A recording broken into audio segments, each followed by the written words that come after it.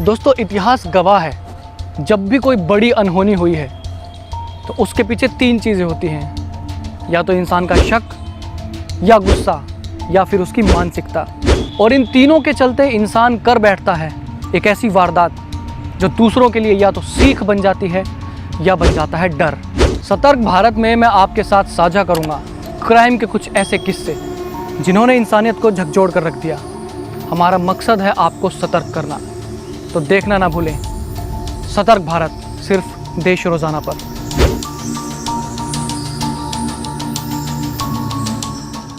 Welcome to देश रोजाना।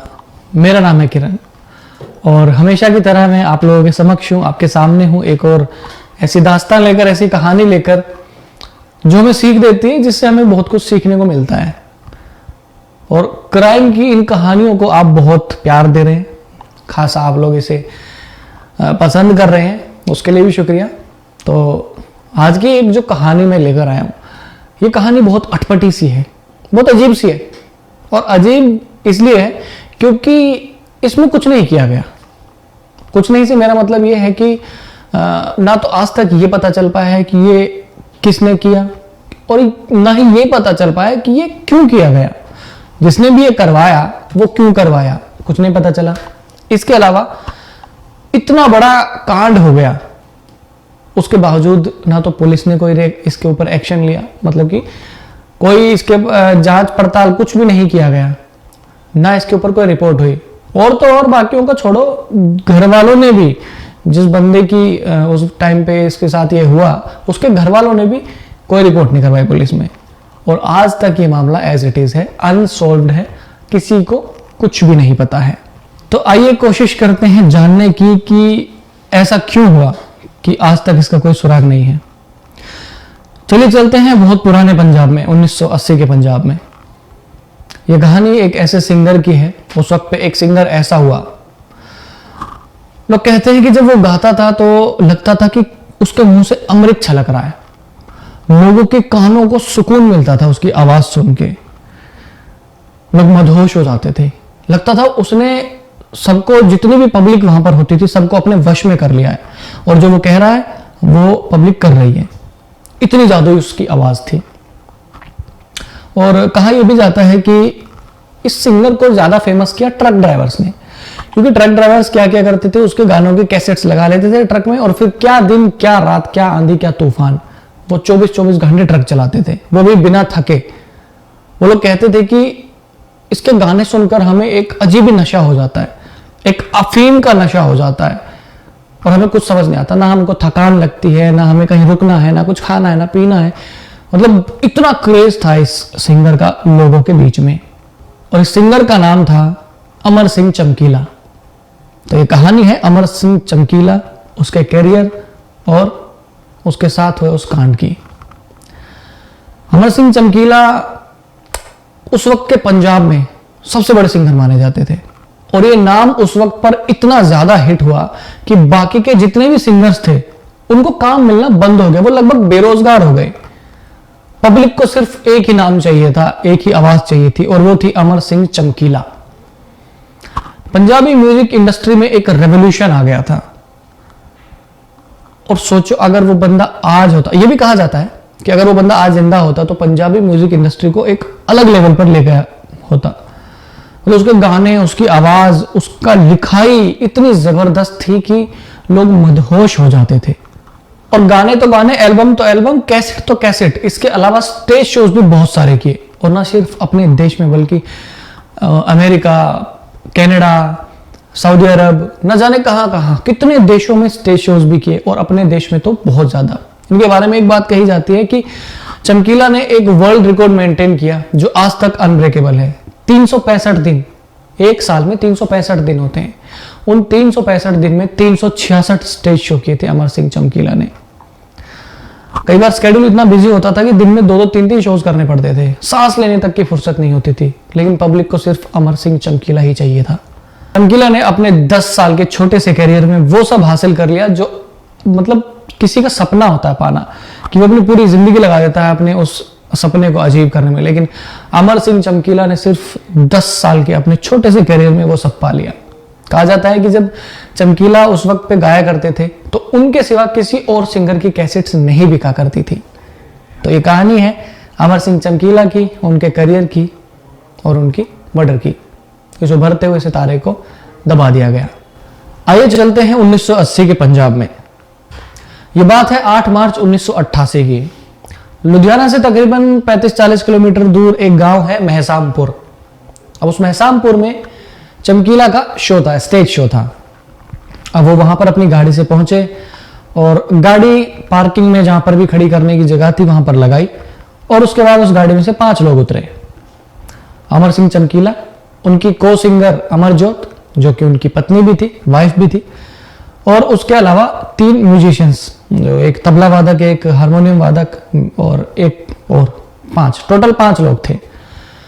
तो अब लोगों को जब ये पता चल चुका था कि अमर सिंह चमकीला शो करने के लिए आ रहे हैं तो लोगों ने बिना कुछ सोचे समझे वहां पर जाकर अपनी एंट्री करा ली। मतलब बहुत भीड़ हो गई थी, बहुत ज्यादा भीड़ हो गई थी। लोग बेतहाशा इंतजार कर रहे थे, बेकाबू हो गए थे चमकीला का नाम सुनकर। अब गाड़ी से चमकीला उतरे, 5 लोग गाड़ी से उतर के स्टेज की तरफ जा रहे हैं। खासा भीड़ है वहां पर, लोगों में काफी उत्साह है और वो बस अब इसी चीज का वेट कर रहे थे, इंतजार कर रहे थे कि कब चमकीला स्टेज पर जाएंगे और उनको सुनने को मिलेगा, मजा आएगा। अब ये 5 लोग स्टेज की तरफ जा रहे थे, तभी वहां पर एक मोटरसाइकिल आती है, बहुत तेज रफ्तार बाइक आती है और उस पर 3 लोग बैठे हैं। अब वो 3 लोग बिना कुछ सोचे समझे इन 5 पर अंधाधुंध गोलियां चलाते हैं। अमर सिंह चमकीला, उनकी वाइफ और को सिंगर अमरजोत और 3 म्यूजिशियन, इन 5 पर ताबड़तोड़ गोलियां चलाई जाती हैं। और इन सब में एक बंदा जो सबसे आखिर में था, उसको सिर्फ 1 गोली लगती है, वो बच जाता है। वो बात की बात है, उसको सिर्फ 1 गोली लगती है। वो इसलिए क्योंकि जब वो नीचे गिरता है तो उसके ऊपर बाकी लोग गिर जाते हैं, तो वो नीचे दब जाता है, तो उसको सिर्फ 1 ही गोली लगती है। बाइक पर वो तीनों लोग आंधी की तरह आते हैं, अपने काम को अंजाम देते हैं और तूफान की तरह वहां से निकल जाते हैं। अब हजारों लोग वहां पर खड़े थे, इनका इंतजार कर रहे थे। उन्हें कुछ समझ नहीं आया क्योंकि सब कुछ इतनी जल्दी में हुआ कि वो लोग कुछ समझ नहीं पाए।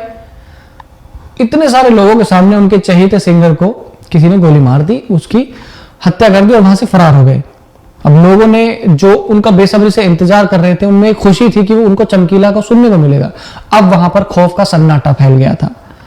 आनंद फानंद में लोग उनको अस्पताल लेकर गए, लेकिन कोई फायदा हुआ नहीं। उनका चारों का वहां पर ही इंतकाल हो गया था, डेथ हो गई थी। डॉक्टर्स ने भी वहां पर जाकर बता दिया कि भाई ये अब नहीं है। अमर सिंह चमकीला, उनकी को सिंगर और उनकी वाइफ अमरजोत और 2 सिंगर। अब 5वां बंदा जिसको सिर्फ 1 गोली लगी थी वो बच जाता है, क्योंकि गोली भी ऐसी जगह पर नहीं लगी जहां से उसकी डेथ हो सकती है, तो सिर्फ 1 बंदा बच जाता है। अगले ही दिन ये खबर जंगल की आग की तरह फैल जाती है, पूरे पंजाब में, पूरे देश में ये खबर फैल जाती है। लेकिन उस समय पंजाब में किडनैपिंग करना, लोगों को मार देना, बेकसूर लोगों को मारना, औरतों पर अत्याचार करना, ये सब एक आम बात हुआ करती थी, क्योंकि टेररिज्म उस वक्त अपने पीक पर था। और उस वक्त 1988 के पंजाब के डीजीपी केपीएस गिल को वहां पर भेजा गया था, क्योंकि वो स्पेशलिस्ट थे इन चीजों के, और उनको इसीलिए वहां पर अपॉइंट किया गया था कि वो इन सब चीजों पर कंट्रोल कर सके और इन उग्रवादी गतिविधियों को खत्म कर सके। अब ये खबर गिल साहब के पास पहुंचती है, लेकिन उनके पास बड़े अटपटे तरीके से पहुंचती है। मतलब एक कायदा होता है ना, एक प्रोसीजर होता है कि भाई जो इतने बड़े अफसर हैं उनके पास एक प्रोसीजर से ये चीजें पहुंचती हैं, लेकिन ऐसा कुछ भी नहीं था।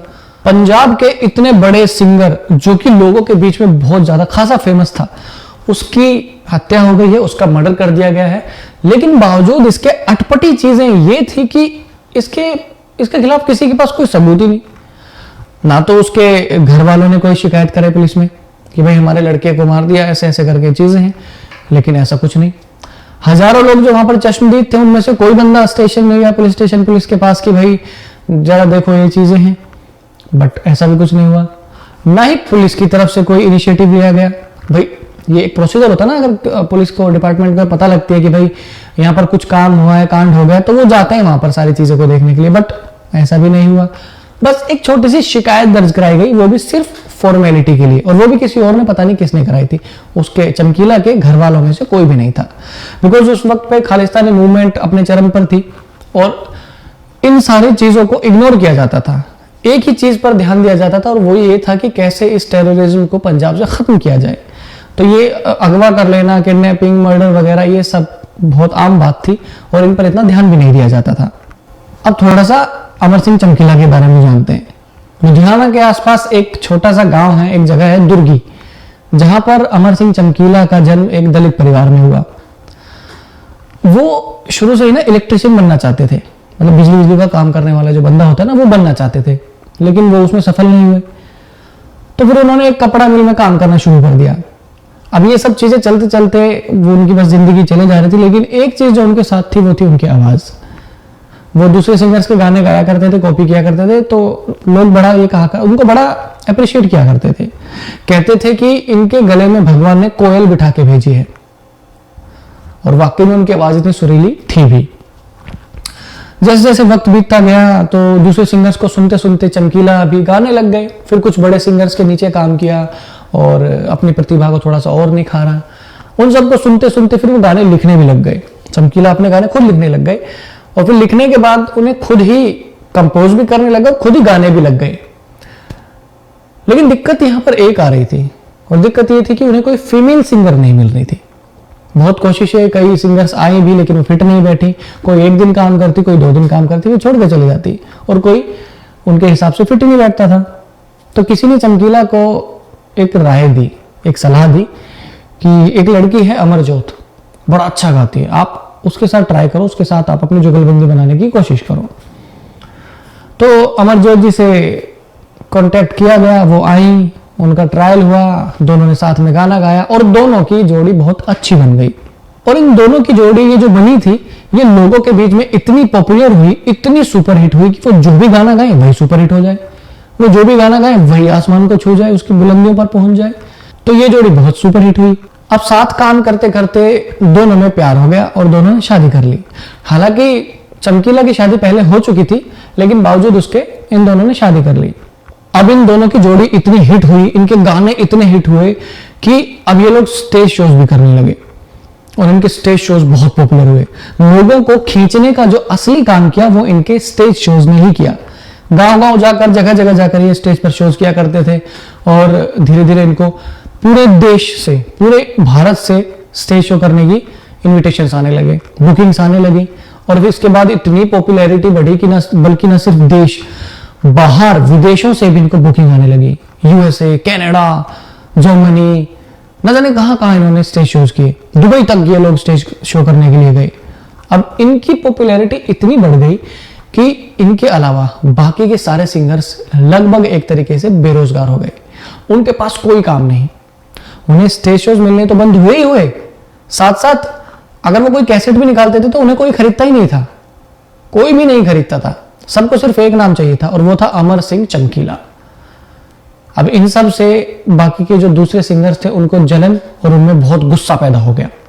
चमकीला की खास बात ये थी, उनकी लिखाई की एक खास बात ये थी कि वो अपने गांव दुर्गी के आसपास जो भी नजारा था, वहां जो भी हालात थे, उनको लेकर वो गाने लिखा करते थे। और अपने गानों में वो अक्सर नशे का, उग्रवादी का, एक्स्ट्रा मैरिटल अफेयर्स यानी कि शादी के बाद के संबंध, महिलाओं पर हो रहे अत्याचार, इन सब को वो ध्यान में रखकर अपने गाने लिखा करते थे और इसीलिए शायद लोगों के बीच में ज्यादा पॉपुलर हुए। कुछ लोगों का यह भी कहना था कि वो अपने गानों में डबल मीनिंग बातें बोलते हैं, यानी कि 2 तरह की बात जिसके 2 मतलब निकलते हैं।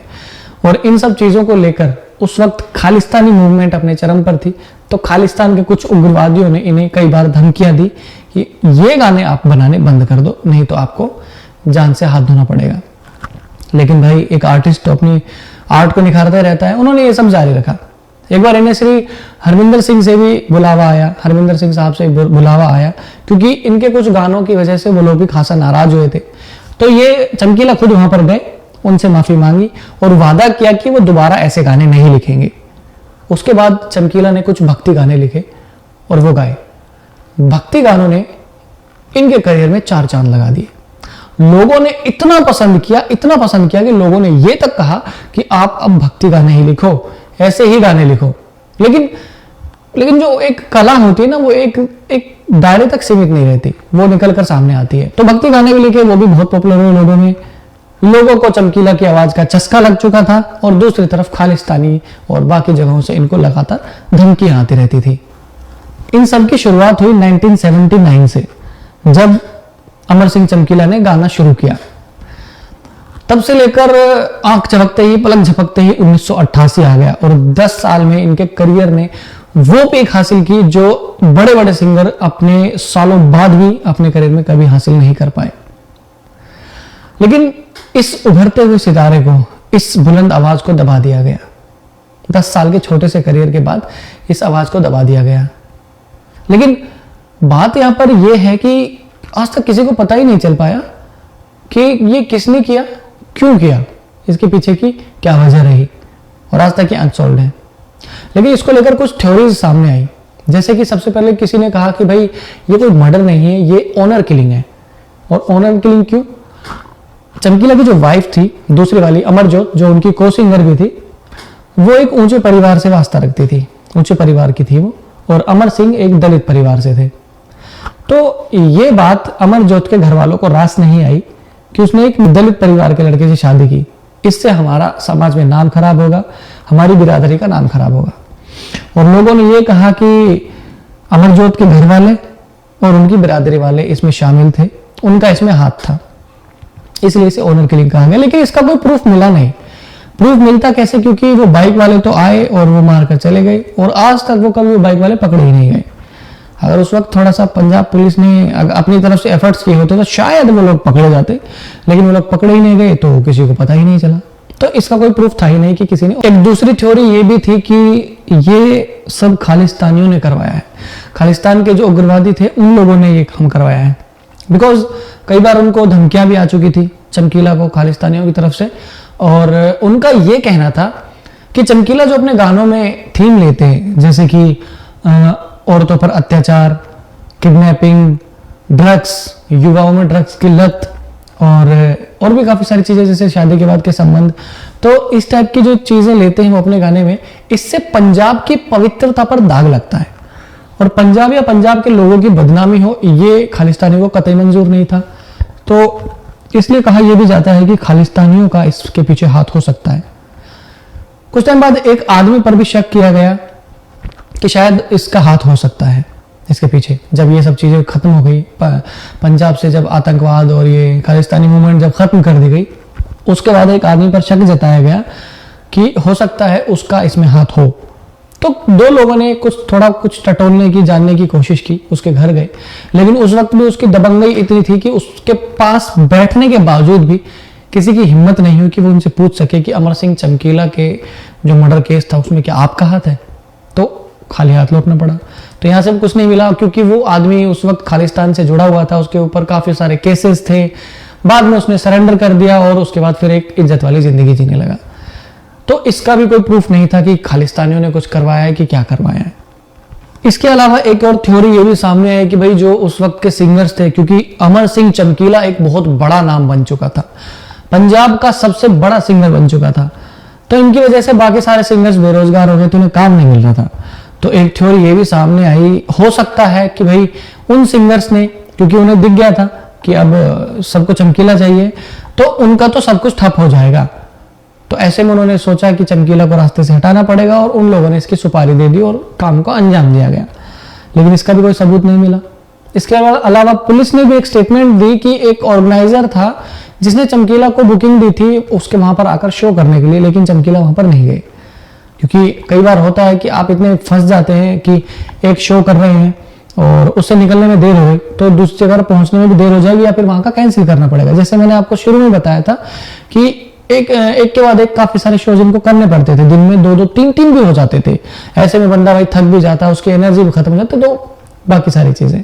तो एक ये भी पुलिस ने स्टेटमेंट दी कि भाई हो सकता है किसी ऑर्गेनाइजर ने मरवाया हो, लेकिन इसका भी कोई पुख्ता सबूत नहीं था।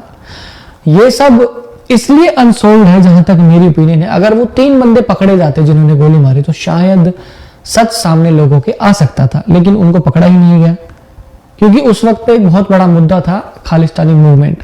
तो पुलिस का, डिपार्टमेंट का, सरकारों का सारा ध्यान उनकी तरफ था कि कैसे इस आतंकवाद को खत्म किया जाए, और ऐसी चीजों पर वो ध्यान देते ही नहीं थे।